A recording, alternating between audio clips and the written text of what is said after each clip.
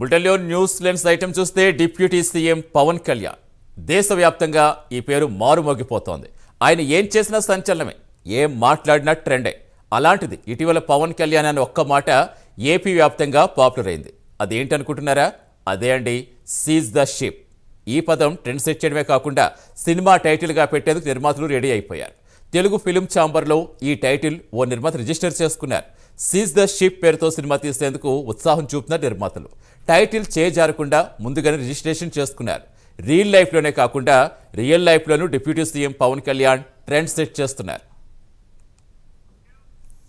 ఇక పూర్తి సమాచారం ఇచ్చేందుకు మా కరెస్పాండెంట్ శ్రీరామ్మూర్తి లైవ్లో జాయిన్ అవుతున్నారు.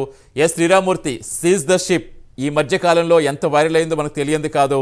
సో ఆల్రెడీ ప్రొడ్యూసర్స్ కూడా దీనిపై టైటిల్ కూడా రిజిస్టర్ చేశారని చెప్తున్నారు ఫిల్మ్ ఛాంబర్లో. సో ఏంటి అసలు, అంటే దేశవ్యాప్తంగా కూడా పవన్ కళ్యాణ్కున్న క్రేజ్ ప్రత్యేకించి చెప్పక్కర్లేదు.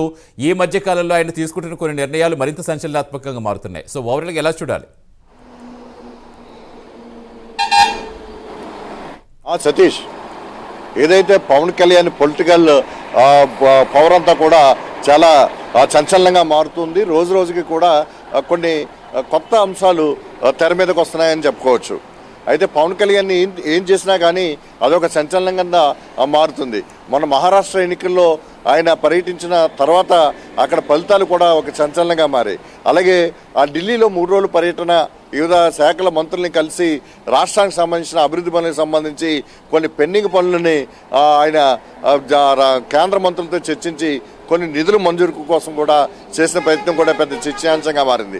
అలాగే కాకినాడ సెజలో, కాకినాడ యాంకరేజ్ పోర్ట్లో అక్రమంగా తరలిస్తున్న రేషన్ బియ్యాన్ని ఆకస్మికంగా పర్యటించి మొత్తం తనిఖీ చేసిన వ్యవహారం అంతా కూడా దేశవ్యాప్తంగా కూడా ఒక చర్చకు దారితీసింది.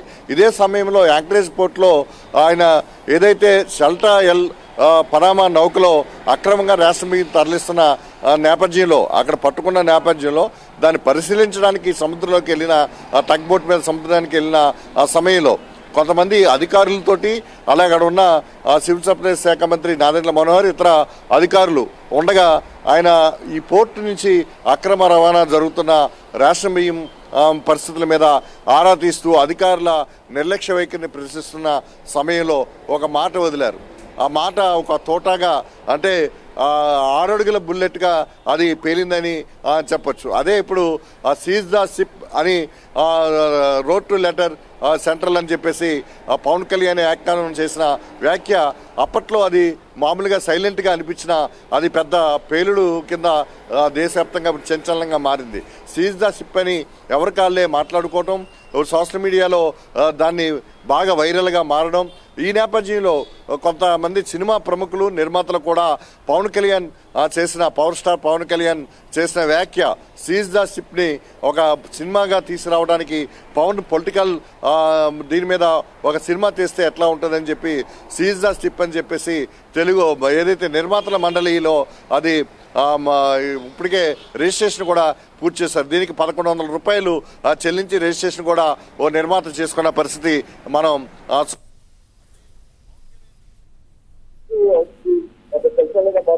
సినిమాలో కూడా పొలిటికల్లో కూడా పవర్ కార్యక్రమాలు పవన్ కళ్యాణ్ మారే కూడా ఏదైతే ఇప్పుడు పవన్ కళ్యాణ్ మారే చెప్పచ్చు. ఎందుకంటే ఆయన పరిస్థితి ఉందో, ఆయన ఢిల్లీలో 3 రోజులు పర్యటించిన తర్వాత వచ్చిన తర్వాత ఆకస్మికంగా కాకినాడకి వచ్చి కాకినాడలో యాంకరేజ్ పోర్ట్ నుంచి సముద్రంలోకి టగ్ బోట్లో వెళ్ళి అక్కడ ఆ చిప్ని పరిశీలించడానికి వెళ్తుంటేనే ఆయన అడ్డుకున్న పరిస్థితి. దాని మీద పవన్ కళ్యాణ్ స్పందించిన తీరు, అధికారుల్ని ప్రశ్నించిన తీరు ఇప్పుడు చర్చనీయాంశంగా మారింది. తదుపరి రాష్ట్ర ప్రభుత్వం తీసుకుంటున్న చర్యలు కూడా, ఏదైతే అక్రమంగా రైసు విదేశాలకి ఎగుమతి అవుతుందో, సౌత్ ఆఫ్రికా, వెస్ట్ ఆఫ్రికాలకి వెళ్ళిపోతుందో అన్నింటినీ కూడా ఏ విధంగా అదుపు చేయాలి, ఏ విధంగా ఉక్కుపాదం మోపి దాన్ని అరికట్టాలన్న దాని మీద అనేక లోతులకి వెళ్ళి ప్రభుత్వం ఇప్పుడు విచారణ చేపడుతుంది. అంటే డిప్యూటీ సీఎంగా పవన్ కళ్యాణ్ రాష్ట్రంలో ఏది పట్టుకున్నా కానీ అదొక సంచలనాత్మకంగా మారుతుంది. ఆ వ్యవహారాలన్నీ, అక్రమాలన్నీ కూడా బయటికి తీసే పరిస్థితే ఆయన ఏది పట్టుకున్నా జరుగుతున్న పరిస్థితి ఉంది. ఇప్పుడు ఎర్రచంద్రం సంబంధించి కూడా అదేవిధంగా ఆయన ఉక్కుపాదం మోపారు. దానికి సంబంధించి కూడా కొన్ని ఇప్పుడిప్పుడే ఒక అక్రమాలు బయటకు పడుతున్న పరిస్థితి ఉంది. మరోవైపు ఈ ఏదైతే అక్రమంగా రేషన్ బియ్యం తరలిపోతుందో దీని మీద కూడా పవన్ కళ్యాణ్ పూర్తి స్థాయి దృష్టి సారించారు.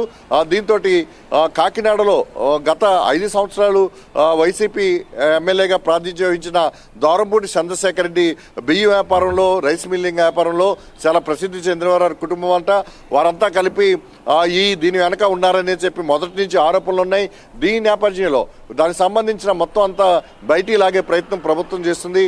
ఈ ప్రయత్నంలోనే పవన్ కళ్యాణ్ కాకినాడ వచ్చి పర్యటించి అక్రమంగా రేషన్ బియ్యం వెళ్తున్న స్టెల్లా ఎల్ నౌకలో బియ్యాన్ని పట్టుకుని మొత్తం బార్చిప్లో ఎగుమతి సిద్ధంగా ఉన్న 1080 టన్నుల రేషన్ బియ్యాన్ని కూడా పట్టుకున్న తర్వాత లోతుగా ఈ వ్యవహారం విచారణకి వెళ్ళింది. రాష్ట్ర ప్రభుత్వం లోతుగా విచారణ చేపట్టింది.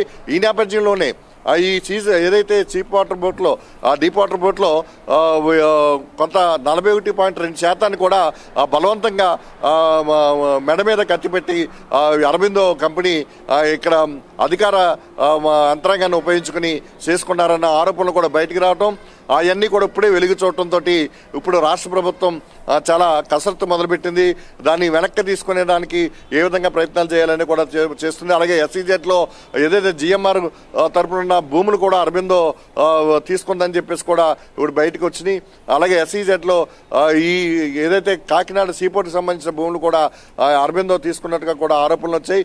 ఎన్నట్లకి కూడా చూసినట్లయితే పవన్ కళ్యాణ్ కాకినాడ యాంకరేజ్ బోట్లో పర్యటించి ఏదైతే అక్రమంగా తరలిస్తున్న ఆ బియ్యం, రేషన్ బియ్యం అక్రమంగా తరలిపోతున్న పరిస్థితులు ఉన్నాయో వీటన్నిటి మీద ప్రశ్నించిన తర్వాత సీజ్ ద షిప్ అని చెప్పి చాలా అధికారులను ఆదేశించిన నేపథ్యంలో చాలా జోక్గా కొంతమంది కూడా తీసుకున్న పరిస్థితి ఉంది. చిప్ని ఎలా సీజ్ చేస్తారు, చిప్పు ఇక్కడ సంబంధం లేదు, ఇక్కడ పరిమితి లేదు, వీళ్ళకి అధికారం లేదు అన్నట్టుగా కూడా చేశారు. కానీ యాంకరేజ్ పోర్ట్ అనేది రాష్ట్ర ప్రభుత్వం పరిధిలోది.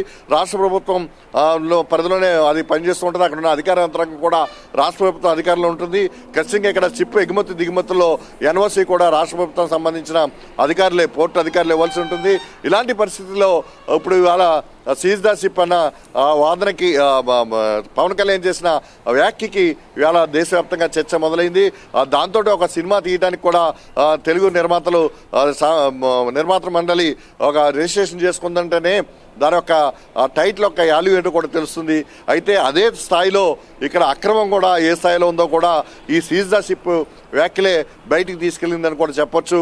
అయితే ఇప్పుడు నిన్న కలెక్టర్ దీని మీద మొన్న 10 మందితోటి కలిపిన అధికారులతోటి 5 శాఖల అధికారులతోటి 10 మంది బృందంతో ఈ నౌక ఏదైతే సీజ్ ద షిప్ అన్నారో ఈ స్టెల్లా ఎల్ నౌక పనామా నౌకలోని 10 మంది బృందం రాత్రి వరకు కూడా తనిఖీలు చేసింది. అందులో ఉన్న బియ్యాన్ని మొత్తాన్ని శాంపుల్ సేకరించింది. దానికి సంబంధించి పరీక్షలకు కూడా పంపింది. అందులో ఎవరిది అక్కడ కన్సైన్మెంట్ అయ్యింది, ఎంతమంది అందులో కన్సైన్మెంట్ ఉన్నారు, ఎవరెవరు ఎగుమతిదారులు, ఏ ఎగుమతిదారు నుంచి ఈ బియ్యం అక్రమంగా రేషన్ బియ్యం అందులోకి వెళ్ళాయి అన్నీ కూడా ఆరా తీస్తున్నారు. దాన్ని బట్టి ఎవరైతే బాధ్యులు ఉన్నారో వారి మీద కఠినంగా చర్యలు ఉంటాయని కూడా ప్రభుత్వం ప్రకటించింది. అలాగే జిల్లా కలెక్టర్ కూడా ఇక్కడ ఆదేశాలు జారీ చేశారు. మొత్తం ఎంక్వైరీ చేసి మొత్తం సమగ్రమైన నివేదిక ఇవ్వాలని చెప్పి కూడా ఆదేశాలు చేశారు. ఈ నేపథ్యంలో చూసినట్లయితే ఏదైతే స్టెల్లా ఎల్ నౌక పనామా నౌక ఉందో ఈ వెస్ట్ ఆఫ్రికాకి వెళ్ళే ఈ బియ్య నౌకని పట్టుకునే సందర్భంలో తనిఖీకి వెళ్ళిన సందర్భంలో పవన్ కళ్యాణ్ చేసిన వ్యాఖ్యలు సీజ్ ద షిప్ అనేది ఈరోజు ఒక సంచలనంగా మారింది, పెద్ద వైరల్గా మారింది. ఈ సోషల్ మీడియాలో కూడా భారీ స్థాయిలో దీనికి లైకులు వస్తున్న పరిస్థితి ఉంది. అదే వ్యాఖ్యని పదే సోషల్ మీడియాలో చూపిస్తున్న పరిస్థితి ఉంది. దీని మీద అంటే పవన్ కళ్యాణ్ పొలిటికల్ వ్యవహారాల మీద ఒక సినిమా తీసేందుకు కూడా నిర్మాత మండలి నిర్ణయించినట్టుగా తెలుస్తుంది. ఒక ప్రొడ్యూసర్ 1100 రూపాయలతోటి ఈ టైటిల్ని రిజిస్ట్రేషన్ చేసుకోవడంలోనే ఈ టైటిల్ ఉన్న పవర్ ఏంటో కూడా అర్థమవుతుంది. Satish, right, thank you Sriramamurthy. Seize the ship. If any pressure comes from central government, we'll see. ఇది ఒక బ్రహ్మ పదార్థం లాగా. No one allows me to be here. Ever since I took charge from Deputy Chief Minister, not even one guy was allowing me to come here. They discouraged me. Please don't, sir. I waited for 6 months. ఒక తప్పు mere public distribution system నుంచి రైస్ది కాదు.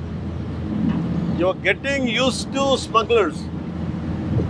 Smuggler rice తాగుతాడా?